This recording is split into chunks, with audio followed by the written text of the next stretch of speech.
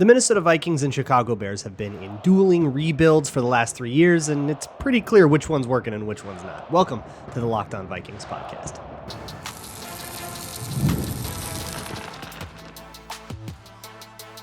You are Locked On Vikings, your daily Minnesota Vikings podcast, part of the Locked On Podcast Network, your team every day. What's going on, everybody? Welcome to the Locked On Vikings podcast, where we're always trying to learn something new. It's part of the Locked On Podcast Network, your team every day. And thank you so much for making Locked On Vikings your first listen of the day every single day. I appreciate you all so very much. My hashtag everydayers. I can't express how much it means to me that you guys always choose to come and listen to me every single day. I mean, how many people do you talk every single day? And some of you choose to put me in your car or whatever it is every single day. It means the world to me. Today's episode is brought to you by FanDuel. New customers can place a $5 bet and you'll get started with $150 in bonus bets if your first $5 bet wins. Visit FanDuel.com to get started. Today on the show, we're in the unique position of the Vikings being on Monday Night Football, and that means we are going to have another show before this show. So usually on Fridays, we do this over-under and the bold predictions. I still got bold predictions for you, but we're going to push this over-under. That one is about the betting lines, the prop bets and all that stuff on FanDuel, which are not up for the Monday Night Football game yet as of this recording, but they'll definitely be up and everything will be very interesting.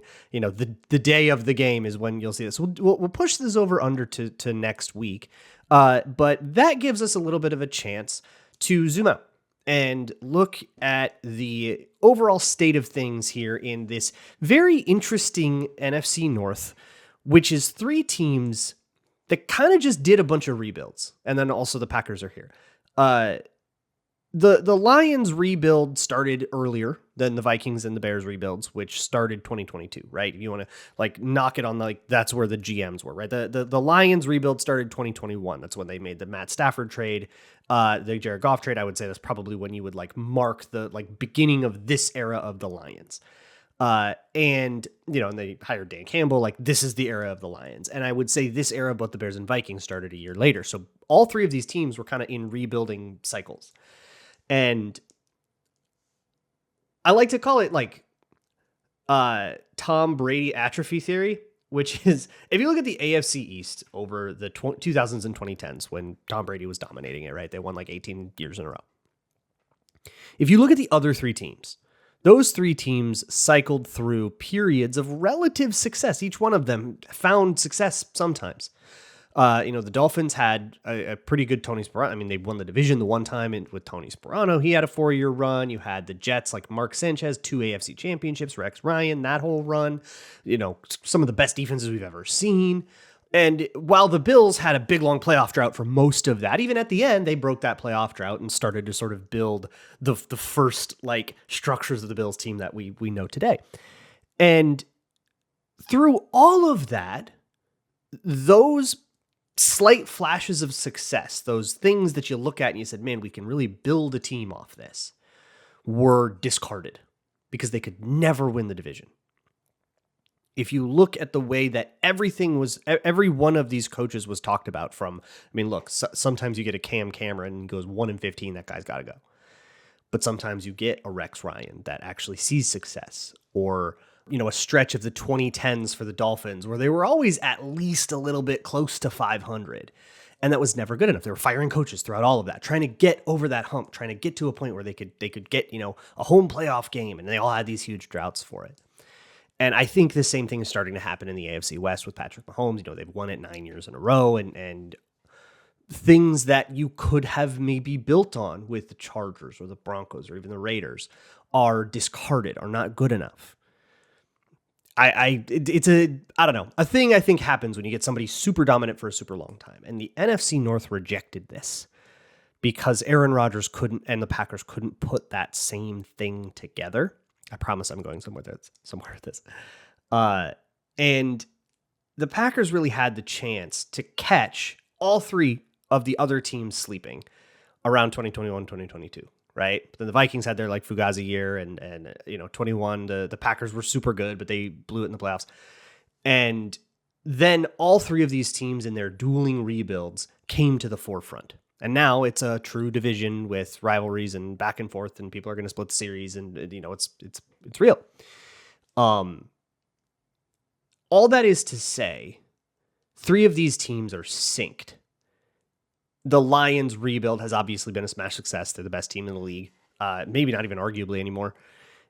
But the Vikings and the Bears have been in much more of a mirrored situation. They hire Ryan Poles and Kwesi Adofo-Mensah within days of each other. Same thing, Matt Eberflus and Kevin O'Connell. And one's going great, and one is not. The competitive rebuild idea with Kwesi, I think y'all owe some apologies. Does it make sense now? The fact that you could have a year like 2022, that you felt like your season tickets were worth something, and that they could still walk into the first year that was supposed to be the transition year and still have a good team? Because they didn't have a whole bunch of holes. And if they did, they had, the money to deal with it. They had the free agents to deal with it, but they still had players in the building. They had superstar power in the building that they could build around over that quote unquote competitive rebuild. They didn't do it all in one offseason, and I will never quite understand this idea that you have to, which is kind of what the Bears set themselves up to do and then didn't do. But extend Jefferson, extend Darisaw, bring in Addison, bring in Hawkinson, fill out the offensive line. And then, of course, the smash hit that has been Sam Darnold creates an offense that keeps you in games. And then from more core players like Harrison Phillips and, guys like bringing in guys like Cashman, Van Ginkel, Jonathan Grenard, obviously this year's free agency has been a smash success, but there's also sort of figuring out, cracking the code to Josh Metellus. Josh Metellus was not the player that he was pre-Flores, like that he is now pre-Flores. He was a rotational safety in 2022 with Ed Donatel. We didn't think about him at all. But with Flores, he finds this role, and he finds this thing. The Vikings built something with a purpose. They just didn't get bad first to do it. They didn't try to tank for a draft pick. If you look at the Bears, they kind of did that, right? They threw everything apart. They also traded with the Carolina Panthers and then watched the Panthers fall apart, so they kind of lucked into a first-round pick after trading away their natural one. And they moved on from their quarterback, and they tore everything down to the studs. That team, the last 2 years, has been one of the worst in the league, and everybody was kind of expecting that and was ready for it. Hey, they're rebuilding, they're tanking, they're doing their thing. Okay. But if you listen to Lauren Cox talk about it, because I've asked him about this in off seasons past, he kind of said, in the 2023 off season, right after it was 22, they were the worst team in the league in 22.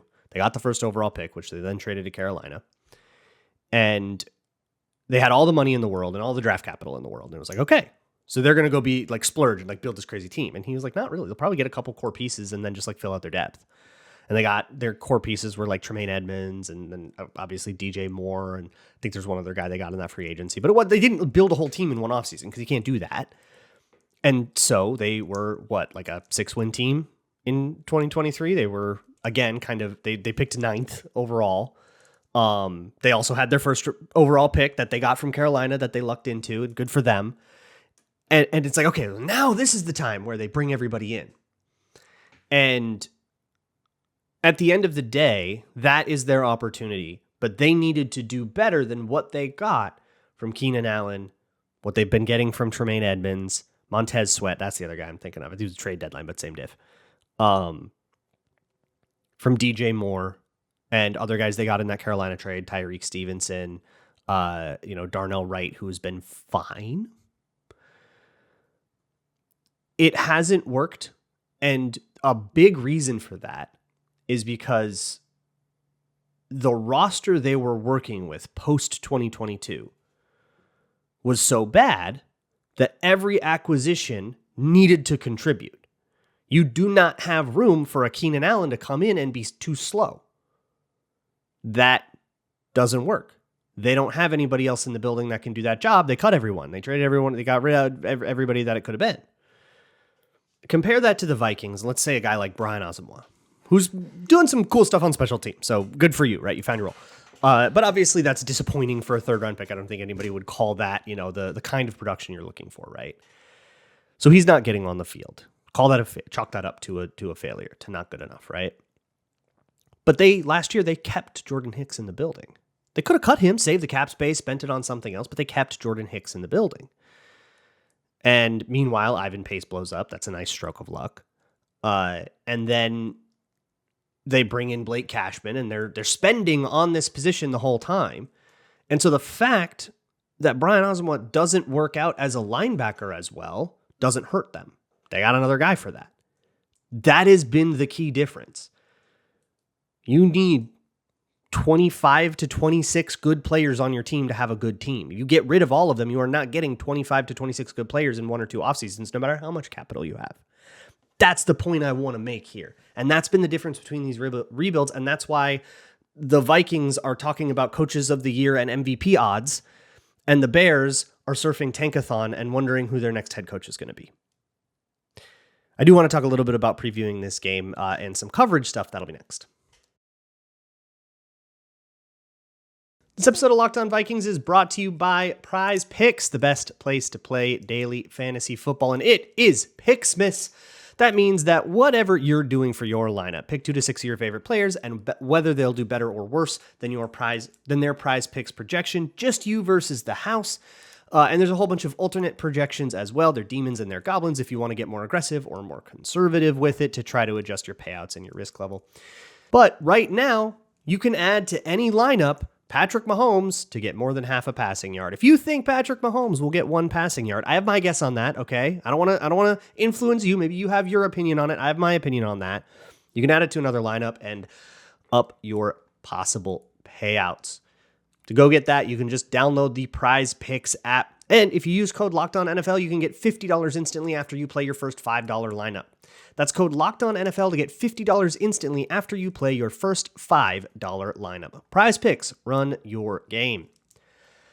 Today's episode is also brought to you by Omaha Steaks. Nothing delivers comfort and joy quite like the unrivaled quality and taste of Omaha Steaks. It's guaranteed perfection in every single bite. And right now, you can save on unforgettable gifts with 50% off site-wide at omahasteaks.com. Plus, you can get an extra $30 off with promo code NFL. From legendary steaks to mouthwatering desserts and all kinds of other things, you can get a box of something great delivered either to you or one of your loved ones as a gift. You can save 50% off site-wide for a limited time at omahasteaks.com. And our listeners get an extra $30 off with promo code NFL.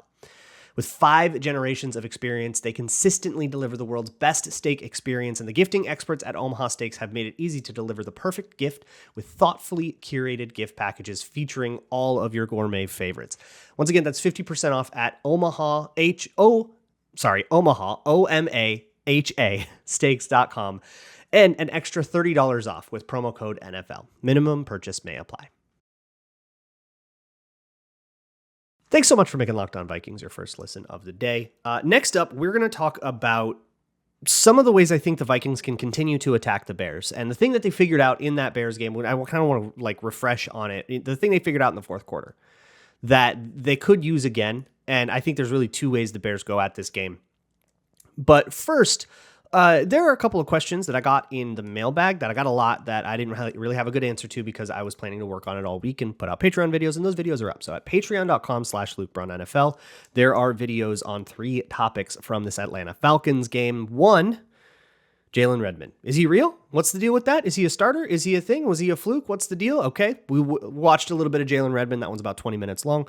There is a longer one, 40 minutes, on Jordan Addison and his excellence. And there's a lot more going on there than meets the eye, I think. Really exciting stuff from Jordan Addison.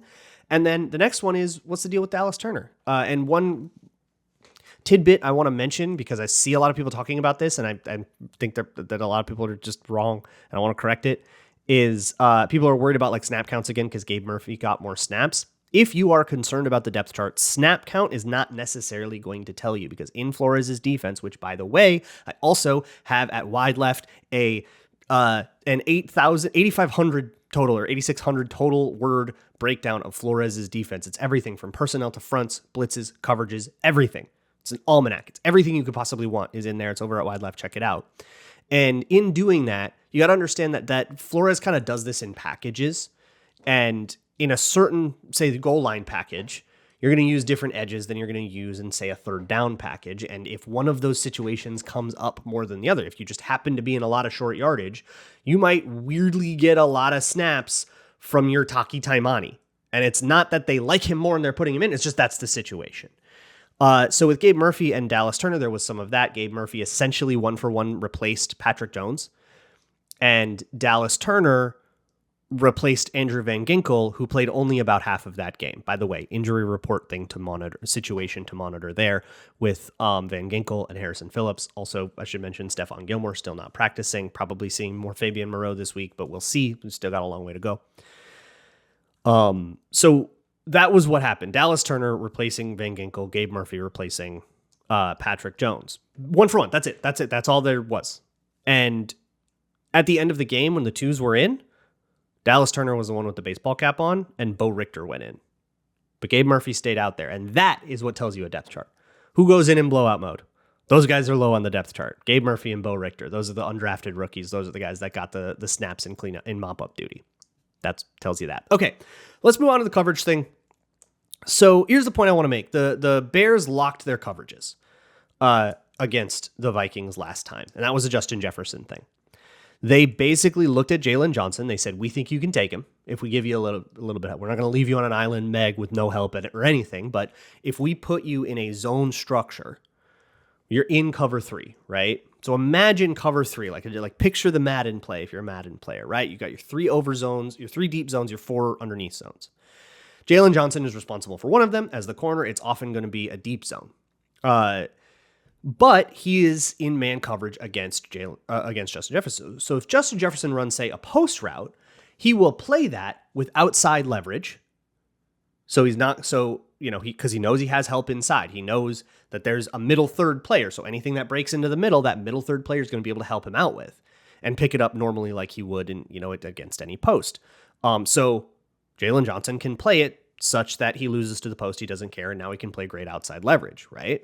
And if it's an outbreaker, he's in perfect leverage. He can play really physical. He can win the rep. This is a very innovative way to get to, I think it's a really neat idea. It didn't work at all because of reasons I'll get to, but I think it's a really neat and clever idea. I appreciate Eric Washington for trying that. Locking coverage in cover 3 to essentially turns one side into man coverage and one side into zone coverage. That's not the newest thing in the world, but I do think it's a little bit off the beaten path of coverages you see in the NFL nowadays. And I appreciate kind of trying something outside the box to see if you can't slow down the superstar here. But it didn't work. The reason is, if let's say Justin Jefferson runs a crossing route and the Vikings figured this out and just started spamming it from the third quarter on, they just figured, they were like, oh, we can just spam this and it's going to break your whole thing down. So let's say Jefferson runs a full crossing route, like a Dover or just a shallow cross, some kind of drag across the field, something like that. Jalen Johnson will run with that and he'll stay with it. So if you, again, take a cover 3 structure, let's say Jalen Johnson is the deep third player, and then you send that deep third player across the field, somebody has to carry something deep, if it goes deep, into that zone Jalen Johnson just left alone. And the Bears messed that up a few times. Their communication on that was not clear, and they had problems. That led to 2 incredibly clutch TJ Hawkinson plays. One that I thought was the dagger, but obviously they had their comeback thing. And then one that was the dagger in overtime that set up the chip shot that won the Vikings the game. That directly led the Bears to lose the game. And of course it was such a Justin Jefferson gravity narrative because, he got 27 yards and everybody else went over 100. So it didn't work. It was broken. But on the whiteboard, this is where I'm curious about the Bears. On the whiteboard, it does work because on the whiteboard, one of the linebackers would have run with, was supposed to run with TJ Hawkinson on that play, that corner route where he was super wide open to set up the field goal to make an 11-point lead in the fourth quarter. Somebody was supposed to run with him. They screwed it up. They busted the coverage. So the crossroads for the Bears now is, for this moment, And with no Eberflus, this is entirely up to Eric Washington. And I'm going to guess Eric Washington was mostly the mastermind behind this anyways. With Matt Eberflus just like losing his mind. I'm going to get by this point. I mean, he was like 2 games away from getting fired, right? So he had bigger things going on, I'm going to guess. So what their crossroads is going to be, and I absolutely love that the Vikings present this challenge to you. Do you want to try that again and risk losing a game the exact same way? Do you want to just learn nothing and say, we're going to run it back and we'll execute better this time? The Ed Donatel approach. Where he's, we'll do better next time, we promise, and then just like not do better. Or do you say, okay, that was interesting, didn't work, too many threats, we just got to man it up and play a little bit more straight up? If I'm the Bears, I go with that. Just man you up. The Bears are one of the most middle of field close heavy teams in the league. That's a lot of cover 1, a lot of cover 3. The Vikings have a lot of cover 3 beaters and a lot of man beaters. They've got a lot of that stuff. But that version of their offense, I think, has been worse this year than the version of the offense that goes up against too high. A huge part of that is that they've been running the ball well with Aaron Jones for the most part, when they have to, when they decide to. But they also have had, I think, a lot of their drop back passing offense has kind of cracked the code for how to throw on cover 2, right? Like they've got enough of their 2 and quarters beaters where if you're going to spam that at them, they've got that package as well. And I think that package on the whole has been more successful than the one against single high. But then the Falcons game happens. So if you're the Bears, again, you turn on that Falcons game, you say, my God, they played single high all day long. They just sent Jefferson deep one way, Addison deep the other, and threw against the safety. And Addison went off for a bajillion yards. Oh my God, what do we do? I don't know if there's a good answer for the Bears. I'm curious to see what they bring. But if we watch this Monday Night Football game, and it is like some of the bold predictions are about to say, this like slop fest that goes, that ends up like Thursday Night Football did, 12-6, like so many, like the Bears and Vikings always are on Monday Night Football. If that happens, then the Bears have done something really interesting. And from an academic sense, as much as I don't want to see it, I'll be really curious to see what they did. But with all that said, let's get into an actual Friday tradition, which is your bold predictions. This episode of Locked On Vikings is brought to you by FanDuel, America's #1 sportsbook. Right now, new customers can bet $5 and get $150 in bonus bets if you win. And while I'm looking at these lines pretty early, you can get all kinds of alternate lines, such as the Vikings Bears to go over 19.5. Do you think more than 19.5 points will be scored in this game? That's minus 50,000. If you put $5 on that, and assuming that you win, you get $150 in bonus. You get 30-1 on that minus 50,000 bet. Why don't you go do that? You can find that and so much more at FanDuel. And when you get a hunch in the middle of a game, the FanDuel Sportsbook app gives you everything you need to place live bets, play-by-play, live stats, all that stuff, right on the same page where you place your bets. So visit FanDuel.com to join today. You get started with $150 in bonus bets if you win your first $5 bet. That's FanDuel.com. Never waste a hunch and make every moment more with FanDuel, an official sportsbook partner of the NFL. It's time for Monday Night Football bold predictions. Let's get it, baby. Bold predictions are hot right now. Pete Bursich is all in. Last week, he hit. He said Jordan Addison would get 2 touchdowns. Many of you said I should have made him be more bold and say Jordan Addison 3 touchdowns. He still would have hit that. He got me donating to the Vikings Children's Fund, which their donation button is broken right now. So I'm trying to work with them to get that fixed, and then I'll link it when there's a fixed one. Because I think that link will change anyways. So you can all join me if you want. Elsewhere in the bold predictions, to recap, Ross said that Kirk Cousins has a dead cap hit of $28.5 million this year, and in this game, Sam Darnold will complete at least 5 passes of 28 yards. Oh my God, dude, you were on it. He had 3 on the whole, which is very good. Holy crap, what a good bold prediction. He had, of course, the 2 touchdowns and then the big go ball to Jordan Addison. There was also a 26-yarder to Josh Oliver at the end of the game that came just short. So, Ross, you were on it. Johnny Munt, apologist, said that Cousins would get shut out, and a whole thing about peregrine falcons and laying an egg. Loved the bold prediction. The shutout was aggressive, but that's what we do here. The Bold Magic Skull Bus said that Kirk Cousins would throw his first 6 passes for a total of 193 yards. It was much more methodical than that. It was a good first drive in the revenge game, but much too methodical for that. Yannick Eckhart said that 2018 Vikings first rounder Mike Hughes will catch more passes than 2023 first rounder Jordan Addison. Oh no. That was just directly beaten on the first touchdown where Mike Hughes totally lost his mind and like faded off the ball and Jordan Addison walked in. Just immediately is like, well, okay, it's going to be rough for him. And also Mike Hughes was responsible for a big DPI, which doesn't count toward Ross's bold prediction. But if those counted, then we would have been in some trouble. The Duck said that in honor of the Kirk Cousins legacy, both teams will total up to 500 yards of offense, and the game will end in a tie to ensure the Kirk-led Falcons remain at 500. We didn't get there, but I loved the energy. And I, with a little bit of help, predicted that Kirk Cousins' career would end in Minnesota. There would need to have been 4 turnovers for that to hit, and then a benching. So Penix would have had to finish the game. And not in like a kneel down sense or it would have had to be Penix for real getting work in the game and another 4 turnovers. So I didn't get there, but boy, we sure are seeing the door slam shut. It's sad. I mean, I was always pretty critical of Kirk Cousins, but that doesn't mean I want to see him go out like this, man. Anyways, let's move on to the other end of the failing quarterback spectrum, the Chicago Bears.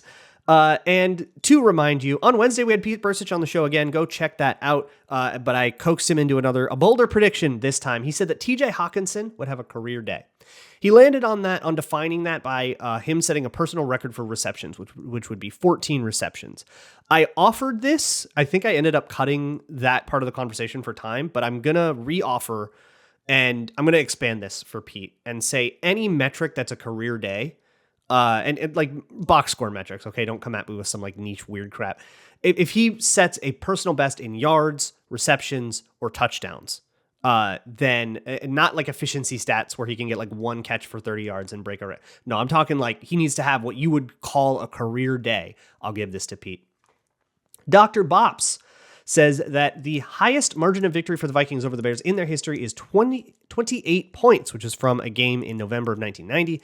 They won 41-13, and that the Vikings will break this record. You guys, I'm going to be honest, this whole section, you guys are cocky. Oh my goodness, you guys are confident. It makes me worried. Like, look, I have not been kind to the Bears. I have not been kind to the Bears in this episode, but divisional games are always tough. I say this all the time. It does not matter how bad you are. We were on the right end of this a couple years ago. You remember 2020 and how the season started. The Vikings started 1-5 and went into the bye coming off of a game against the Falcons, actually. That was a total Kirk Cousins catastrophe game.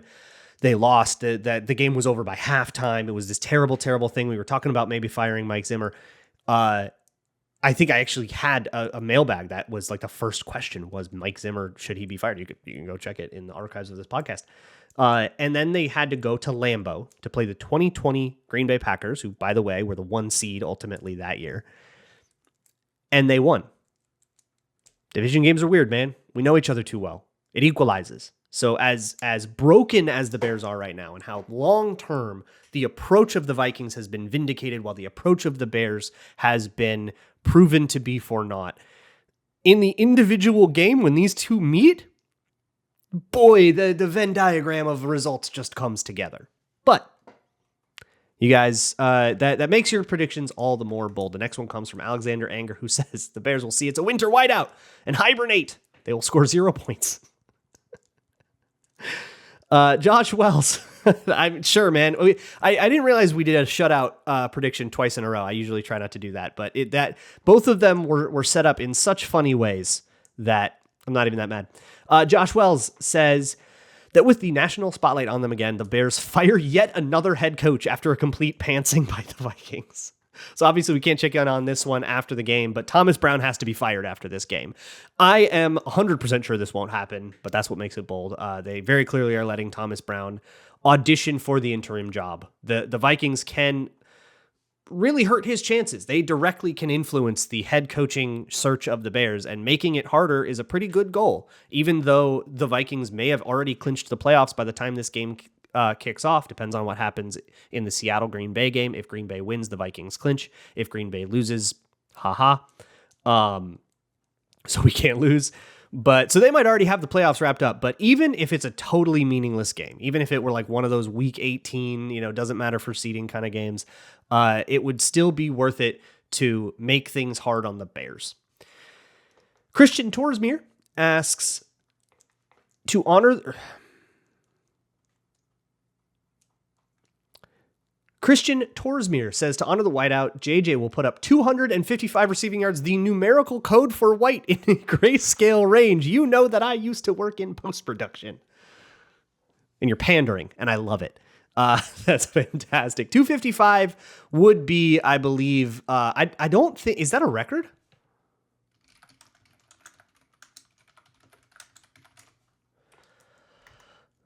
No, oh my God, Flipper Anderson, 336, that happened. Holy crap. That would be a personal best for Justin Jefferson for sure. It would definitely land. Oh my God, it wouldn't even land on the free stat muse.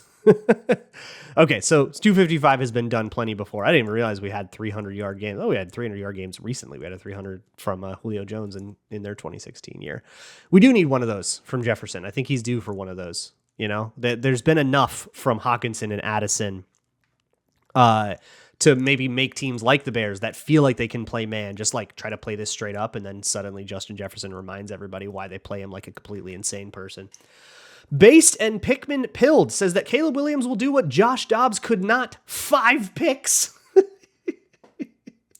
Oh, that would be very funny. The Vikings are once again wearing an alternate uniform on prime time against the Bears at home. So, of course, this game will play out exactly the same.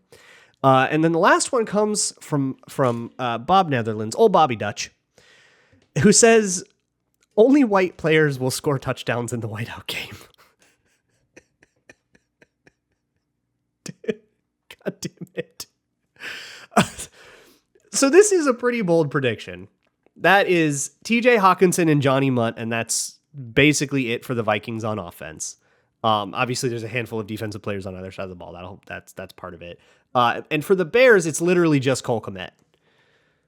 It's only Cole Kmet. That's it.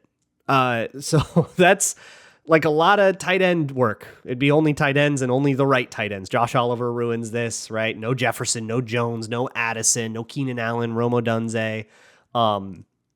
I'm using, by the way, Grambling rules for this. So a Caleb Williams passing touchdown to Cole Kmet counts, but a Caleb Williams rushing touchdown would not. Boy, my own submission here. If I can get one of these bold predictions correct, I can get out of the eggs punishment that you guys have been that you guys lobbed at me week 1 of this year that I still haven't been able to get out of. I am going to keep trying until the end of the regular season, or I guess until the end of the Vikings season, because if there's playoff games, we're still absolutely doing this. So the Vikings have a rich tapestry of former Bears and vice versa. The two teams have shared quite a few interesting players, from Alan Page to Jaron Allen to less interesting players, but still maybe great name of guys like Marcus Robinson or Bernard Berrien, or Armand Watts.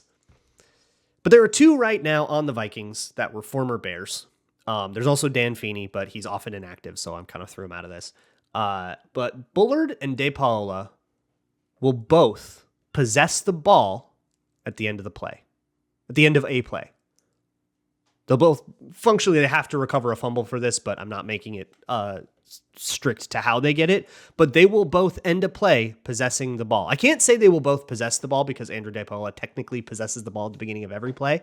But so I'm trying to sort that out. But they will both end up with the ball at the whistle at some point. If that happens, I'm out of my eggs. This has been a really fun week here on Locked On Vikings. I really cannot say how much I appreciate you all, really. I mean, this has been, I'm in my 7th season doing this, and it is grounding. It's been an incredibly important part of my life, and you guys have been an incredibly important part of my life. So thank you so much for tuning in. We're going down the stretch. We're about to catapult into something that you're going to remember for the rest of your life. That's how Vikings playoff seasons go. At least that's how they go for me. And we're about to be clinched in that one way or another. So Let's get it. I'll see y'all next week. And as always, Skull.